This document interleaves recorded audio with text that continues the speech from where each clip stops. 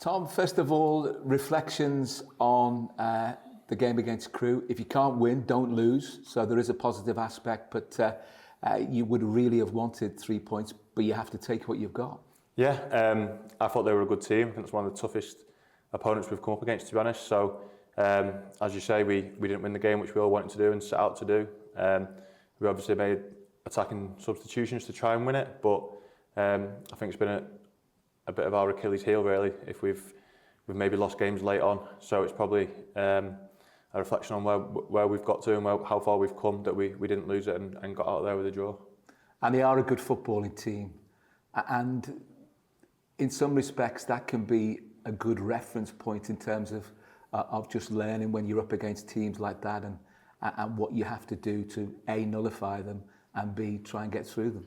Yeah, they're sitting third, fourth in the league at the time, and it's one of them where we identified their threats, knew what they had, and I think we did that. We set up in a way that was to try and frustrate them, again, which we did, and we sort of limited their chances, really. So it's that's where we want to be, really. I think we want to be up there in the league, challenging for the automatics and the playoffs and that. So you learn from every game, and you learn from that one, and then we pick up and move on.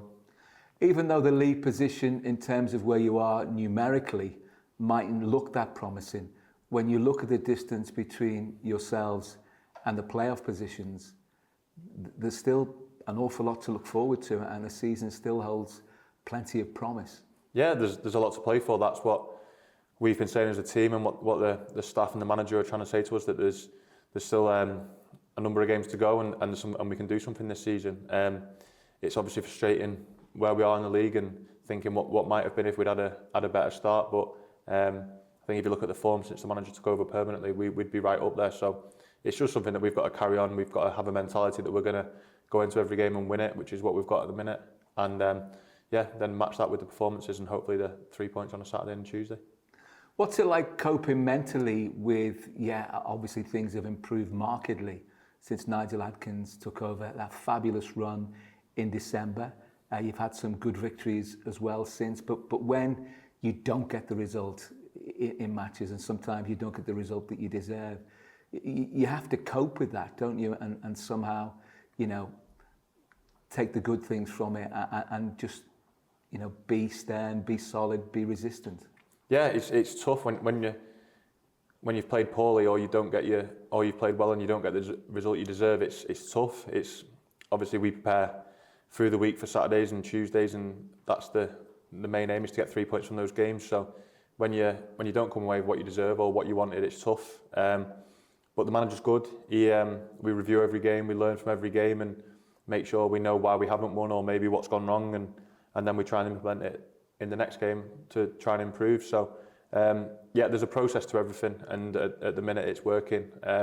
We've been on the wrong end of a couple of score lines early January, which we maybe felt we didn't deserve. But then I think we've been competitive in every game, even when we've maybe not played as well as we can do, which again shows how far we've come. And if we can get the performance matched with the commitment and the sort of system we've got at the minute, then I think we'll be fine. What sort of things does the manager do to make you better players individually, and he's been able to make you a better team collectively? Yeah, so he's very good at sort of identifying things that have maybe gone wrong during a game, and then I think the main thing is then telling you, showing you, and how we're going to learn from that and how it's going to be different going forward. So as I say, we have a meeting every Monday regarding the game the previous weekend, and he sort of shows us maybe where we can improve, both individually and collectively. So there's a lot of learning, and sort of we know there's a common goal that we're all going towards, and just to make sure that we're learning every time we go out on the pitch, and then rectifying any problems. And what's it like, say for example, if you've conceded from a set piece and you didn't pick up the striker, or you missed his run, or when anybody's criticised it, is it like a two-way conversation where sometimes you hold your hand up, or maybe sometimes you say, well, actually, boss, I think it was because of B, C, D, and not because of A? Yeah, we have a safe environment. We come in the room we're in now and do analysis meetings, and if someone's made a mistake, they'll more often than not hold their hands up and admit to it. And then it's never a shouting match. No one means to make a mistake, and mistakes happen, but it's then again how you learn from that. So there's a two-way dialogue between players and manager, players and staff, and then players to each other, which is good, it's healthy, and I think everyone knows if they've made a mistake, and it's probably good for a learning experience to hold your hands up and say, learn from it, and then not allow it to happen again. Because it's when you're sort of having the mistakes pointed out to you, it's good to concentrate on them, not just in the moment when you're being told about them, but maybe when you get home and you've got a bit of quiet time, you think, I understand what the gaffer's going on about now. Yeah, and that's part and parcel of learning. It's not always rosy, and there's going to be mistakes in the game, and it's how you come back and learn from them. Now, there was a time in the season we were on the wrong end of results a lot more than we are now, and it was tough. But then again, now I think you're seeing that where the lads are at now, we've learned from a lot of that, and we've moved on.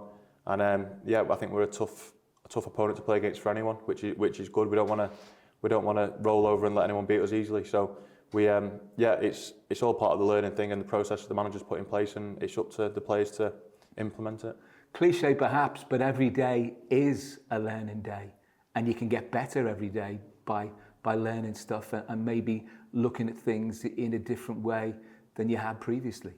Yeah, I think every day is important. Like you say, every day is a learning day, and we'll maybe go out on the training pitch on a Tuesday and Thursday, and you think, it's a couple of days, few days till the game, but no, the manager's got us on it every day, and we're working towards the most important thing, which is the next game. So we do a lot out on the training pitch about our shape and about restarts and about how we're going to get in certain areas, and then, as I say, I think since the manager's come in permanently, you see the results of that, and that we're a much harder team to play against and a much more of a threatening team going forward. Do you feel an awful lot more switched on now? You mentioned the work that you've done on restarts, and if you count the amount of restarts there are in matches, then there are so many. But it's about being alert and everybody making their presence felt on those restarts.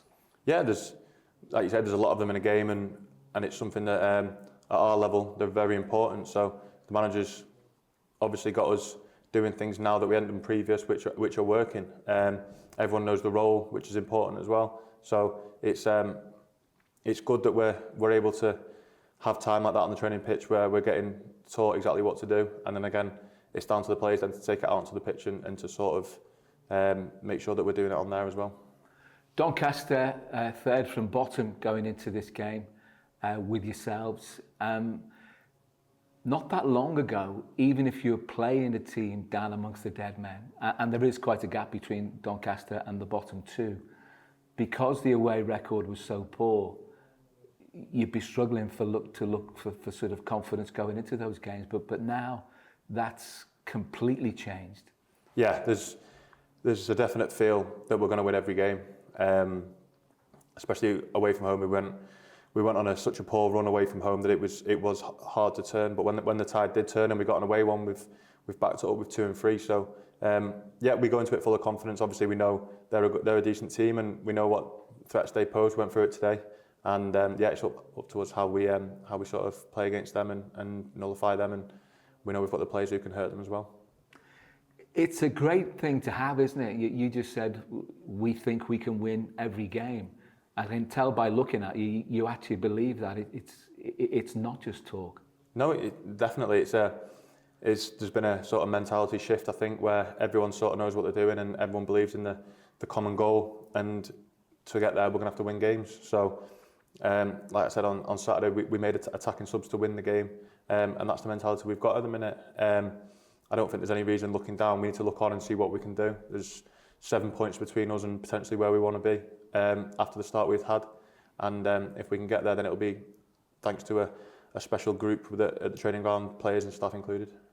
And Doncaster, despite their position, very capable of causing problems and being a threat. And you take these teams lightly at this stage of the season. You do that at your peril. Yeah. There's like you said, I think sort of the results and performances we've had recently, we're sort of in a full position ourselves, and then people come up against us and think what a tough game it was. So I think a lot of other teams will be in that position as well. So we know what threats Doncaster have got. obviously been around the lower leagues for a number of years, and they've got an experienced manager who we know. So it's going to be a good test and a good battle, but there's no reason why we can't go into it full of confidence.